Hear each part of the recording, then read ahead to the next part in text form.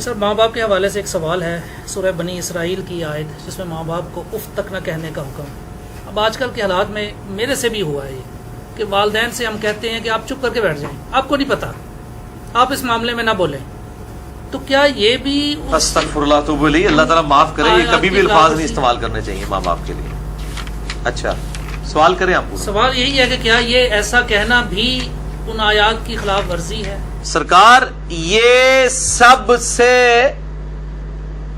بڑی خلاف ورزی ہے، یعنی باقی تو اس سے چھوٹی ہیں جو منع کی گئی ہیں۔ قرآن جو منع کر رہا ہے، یہ 10 کمانڈمنٹس میں میرا مسئلہ نمبر 77 ریکارڈڈ ہے، سورہ بنی اسرائیل میں آیت نمبر 23 سے 39 تک کل 17 آیات میں 10 کمانڈمنٹس ہیں جو تورات اور انجیل میں تھیں اور قرآن میں بھی آئیں۔ اعوذ باللہ من الشیطان الرجیم۔ وَقَضَىٰ رَبُّكَ أَلَّا تَعْبُدُوا إِلَّا إِيَّهُ، اور تمہارے رب نے یہ بات طے کر دی تھی کہ مت پوجنا کسی کو سوائے اس کے۔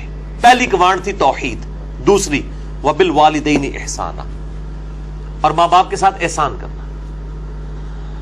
قرآن حکیم میں کم از کم 4 مقامات پہ توحید کے فوراً بعد اللہ تعالیٰ نے ماں باپ کا ذکر کیا، اور اس کا ذروہ سلام ایپیکس یہ ہے سورہ بنی اسرائیل، اس سے زیادہ کہیں نہیں ڈیٹیل آئی ہے اور نہ سینسٹیویٹی کا لیول۔ اما یبلغن عندک الکبر، اگر وہ پہنچ جائیں تمہاری موجودگی میں بڑھاپے کی حالت کو، احدہما او کلاہما، چاہے دونوں میں سے ایک چاہے دونوں۔ وہ صحیح مسلم میں حدیث ہے، آپ صلی اللہ علیہ وآلہ وسلم نے فرمایا کہ برباد ہو جائے وہ شخص جس کو ماں باپ دونوں یا دونوں میں سے کوئی ایک بڑھاپے کی حالت میں ملے اور ان کی خدمت کر کے جنت نہ کما سکے۔ یہ صحیح مسلم میں ہے، مسلم میں تو اتنی ہی ہے، لیکن ترمذی کے اندر اور مستدرک للحاکم میں وہ بڑی ڈیٹیل حدیث ہے کہ آپ صلی اللہ علیہ وآلہ وسلم 3 سیڑھیاں چڑھے، پہلی سیڑھی پہ فرمایا آمین، پھر دوسری پہ آمین، پھر تیسری پہ آمین۔ پوچھا گیا تو آپ فرمایا کہ جبرائیل علیہ السلام آئے تھے، انہوں نے کہا کہ آپ اللہ کے رسول صلی اللہ علیہ وآلہ وسلم میری دعا پہ آمین کہیں کہ برباد ہو جائے وہ شخص جس کے سامنے آپ کا ذکر ہو اور وہ آپ پر درود شریف نہ پڑھے، اللہم صلی علی محمد وعلی آل محمد۔ تو میں نے کہا آمین۔ پھر انہوں نے کہا کہ برباد ہو جائے وہ شخص کہ جس کو ماں باپ یا دونوں یا دونوں میں سے ایک کو بڑھاپے کی حالت ملے، ان کی خدمت کر کے وہ جنت نہ کما سکے، میں نے کہا آمین۔ اور تیسرا، برباد ہو جائے وہ شخص جس کو رمضان کا مہینہ ملے اور وہ اپنی مغفرت نہ کروا سکے، آپ نے فرمایا آمین۔ مختلف طریق میں یہ ترتیب ڈیفرنٹ ہے، بہرحال یہ تینوں باتیں۔ اور مسلم شریف میں اتنے الفاظ ہیں، وہ صحیح مسلم میں کہ برباد ہو جائے وہ شخص جس کو ماں باپ دونوں یا دونوں میں سے ایک بڑھاپے میں ملے اور وہ ان کی خدمت کر کے بخشش نہ کر سکے۔ یہ تو ایک ہے، یہ سائملٹینیس کنٹراسٹ۔ دوسری طرف یہ ہے کہ اگر وہ پہنچ ہی جائیں تمہارے سامنے دونوں یا دونوں میں سے ایک بڑھاپے کی حالت میں، فلا تقل لہما اف، ان کو اف تک بھی مت کہنا۔ اف کی ٹرانسلیشن پنجابی میں ہو سکتی ہے ہاں۔ یہ آپ کہہ رہے ہیں کہ جی تسی یہ کہو جو چپ کر کے بیٹھے رہو، تانوں نہیں پتا، یہ تے اللہ دے بندے ہو، یہ تے گال ہے، اللہ دے نزدیک تو اتنی بڑی یہ چیز ہے۔ اللہ تو کہہ رہا ہے کجروی سے یہ بھی نہیں کہنا ہو، یعنی وہ بات کر رہے ہو اور آپ ان کو صرف اتنا رسپانس کرتے ہیں، بس ایویں لگا ہوئے، یہ بھی نہیں، جملہ بھی نہیں بولتے، آپ کہتے ہیں ہاں تاک لے، یہ بھی، یہ اس کو منع کیا گیا ہے، وہ تو بہت بڑی بات ہے۔ ان کو اف تک بھی مت کہنا، ولا تنہرہما، اور ان کو مت جھڑکنا، وقل لہما قولا کریما، اور بات بڑی نرمی سے ان کے ساتھ کرنا، واخفض لہما جناح الذل من الرحمہ، اور اپنے عاجزی کے ساتھ کندھے جھکا کے رکھنا ان کے سامنے۔ یعنی آپ غیر اللہ کے سامنے جھک نہیں سکتے اتنا کہ آپ کے ہاتھ گھٹنوں تک لگ جائیں، ماں باپ کے سامنے بھی آپ اتنا جھکیں کہ ہاتھ گھٹنوں تک نہ لگیں، یعنی حالت رکوع نہ بنے، اس سے پہلے یعنی آپ نے ایسے ان کے سامنے رہنا، جی ابا جی، جی امی جی، اس طرح اپنے عاجزی کے ساتھ کندھے جھکا کے رکھنا۔ وقل رب ارحمہما کما ربیانی صغیرا، اور ان کے لیے دعا کرنا ہے رب ان دونوں پر رحم فرما جس طرح بچپن میں انہوں نے مجھے رحم کر کے پالا تھا۔ اور یہ وجہ بھی بتا دی کہ بچپن میں چونکہ انہوں نے پالا ہوا ہے، سب سے لاچار انسان کا بچہ ہے۔ بلی کے بچے کو آپ اس ٹیبل پہ رکھ دیں نیچے نہیں گرے گا، اور انسان کا آپ سال کا بچہ بھی رکھ دینا، وہ اگر کروٹ لیتا ہے تو گر پڑے گا، اس کو نہیں عقل کہ میں نے نیچے گرنا ہے یا نہیں گرنا، اتنا لاچار ہے انسان۔ اسی لیے انسان کے ماں باپ کو اتنا حق دیا گیا، چاہے وہ مشرک ہی کیوں نہ ہو، دنیاوی معاملے میں ان کے ساتھ معروف طریقے سے چلنا ہے۔ یہ حضرت لقمان کی جو نصیحت ہے، میرا بھی وہ لیکچر بھی ریکارڈ ہوا ہے، مسئلہ 176 میں نے بتایا۔ ربکم اعلم بما فی نفوسکم، یہ آپ کی بات کا جواب آ رہا ہے، تمہارا رب خوب جانتا ہے جو تمہارے جی میں ہے۔ ان تکونوا صالحین، اگر تم نیکوکار ہو، اچھے ہو، یعنی تمہاری عادت نہیں ہے بدتمیزی کرنے کی، کبھی کبھار کوئی تھوڑا سا سکپ آف لینگویج یا سلپ آف ٹنگ ہو جاتی ہے، فَإِنَّهُ كَانَ لِلْأَوَّابِينَ غَفُورًا، تو پھر بے شک اللہ تعالیٰ توبہ کرنے والوں کی توبہ کو قبول کرتا ہے. یعنی عادی مجرم نہ ہو. ان تکونوا صالحین، اگر تم عادی مجرم نہیں ہو، عام حالت میں تمہارا بڑا اچھا ایٹیچیوڈ ہے، کبھی کوئی اسٹیٹ آف مائنڈ ایسی تھی کہ کوئی بات غلط نکل گئی، فوراً توبہ کرو. توبہ اللہ سے بھی کرنی ہے، ان سے بھی معافی مانگنی ہے، اللہ تعالیٰ معاف کر دے گا. لیکن یہ معاملہ بہت سینسٹیو ہے نا جی. اب دیکھیں کہ ہم دنیاوی معاملات میں بھی، یعنی سوئی گیس کی وجہ سے آپ کو پتا ہے کتنے لوگ ہیں جن کے ساتھ ایشو بنتے ہیں. ہم کتنے وہمیوں کی طرح رات کو چیک کرتے ہیں، یار کوئی یعنی کوئی کہیں پہ پائلٹ کھلا نہ رہ جائے، یا ہیٹر جلتا ہوا نہ چھوڑ دیں پیچھے سے، وہ اگر لوڈ شیڈنگ ہوئی اور پھر گیس آئی تو آپ پتہ کتنے لوگ ہر سال مرتے ہیں.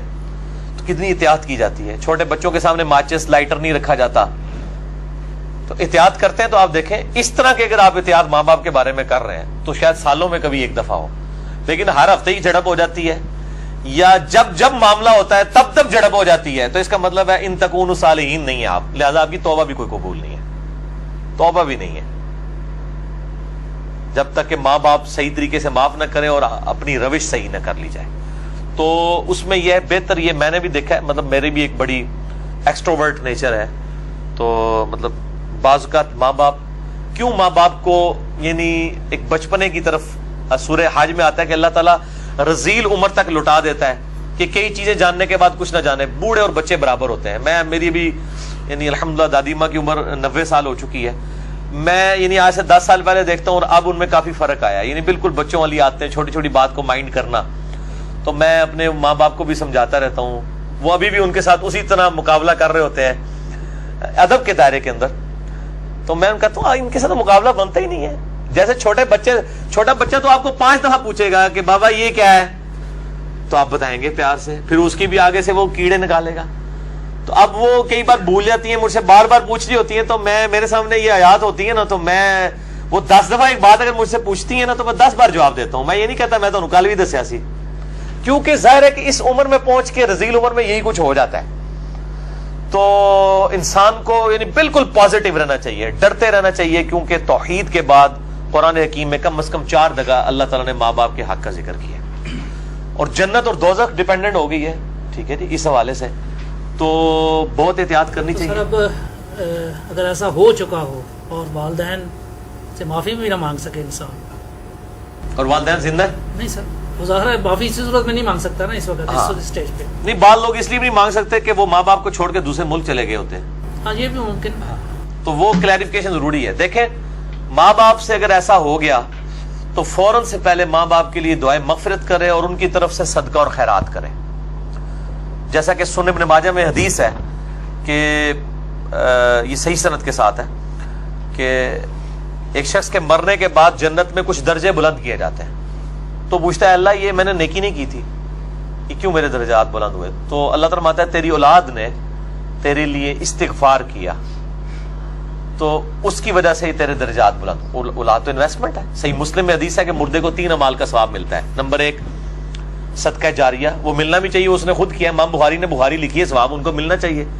میری اب ویڈیوز ریکارڈ ہو رہی ہیں، میرے مرنے کے بعد بھی لوگ دیکھیں گے، اس کا ثواب مجھے ملنا چاہیے، کیونکہ میں نے الحمدللہ اس پہ محنت کر کے اللہ کے لیے اخلاص کے ساتھ ریکارڈنگ کی ہے. تو میرا ہی عمل ہے، مجھے مل رہا ہے، مرنے کے بعد بھی ملے گا. نمبر 2 علم کی بات، جیسے امام بخاری نے اب صحیح بخاری لکھی ہے تو وہ علم لوگوں تک پہنچایا ہے، ان کو مرنے کے بعد بھی ثواب ملے گا. کسی نے مسجد کے اندر کوئی پنکھا لگوایا ہے، صدقہ جاریہ ہے، مرنے کے بعد ثواب ملے گا. اور تیسرا کہا گیا نیک اولاد.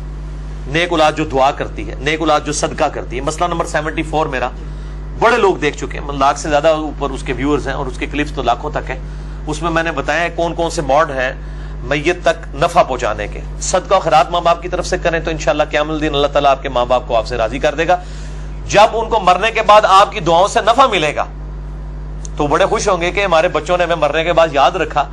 اور آپ کی دعاؤں کی برکت سے اگر وہ مشکل میں ہے مرنے کے بعد خدا نہ خواستہ اور وہ آسانی میں آ جاتے ہیں، اور اگر وہ آسانی میں ہے تو اس سے زیادہ آسانی میں چلے جاتے ہیں، تو وہ خود بخود آٹومیٹکلی خوش ہوں گے کہ میرے پتر نے میرے واسطے کیتا ہے، تو اللہ تعالیٰ ان کو راضی کر دے گا. اور ایک دوسری حدیث جو ابو داؤد میں ہے کہ ماں باپ اگر مر جائیں تو ماں باپ کے قریبی رشتہ داروں کے ساتھ اس نے سلوک کرو، ماں مر گئی ہے خالہ کے ساتھ اس نے سلوک کرو، باپ مر گیا تو چچا اور تایا کے ساتھ اس نے سلوک کرو، ایکویلنٹ وہ بھی چیز ان کے لیے آرام کا باعث ہے. اور دعا کریں، یہ جو دعا میں نے پڑھی ہے رب ارحمہما، اے رب ان دونوں پر رحم فرما، کما ربیانی صغیرا، اے اللہ جب میں بچپن میں چھوٹا بچہ تھا جس طرح انہوں نے مجھ پر رحم کیا تو بھی ان پر رحم فرما. یہ آپ تشہد میں دعا لازم کریں، ہم تو مانگتے ہیں چاہے ماں باپ زندہ ہیں مر چکے ہیں، دونوں صورتوں میں ماں باپ کے لیے دعا کرنی. ہم لوگ سمجھتے ہیں بندہ مر جائے ادھر سے دعا کرنی ہے، اور بھائی زندہ ہے جڑا یہ مر گیا ہے، دونوں صورتوں میں دعا تو کرنی. دعا کی ضرورت تو زندوں کو زیادہ ہے، اس لیے کہ مرنے والے تو چلے مر گیا، زندے بندہ جو ہے وہ اس کے پاس تو چانس ہے کہ وہ اللہ کی طرف لوٹ آئے اور وہ گمراہی کا راستہ چھوڑ کے اچھائی کا راستہ، اور اگر اچھائی کے راستے پہ تو استقامت اختیار کریں تو دعا کرنی چاہیے. اور یہ دعا ضرور کرنی چاہیے، اللہم اہدنا الصراط المستقیم صراط الذین انعمت علیہم غیر المغضوب علیہم ولا الضالین، آمین.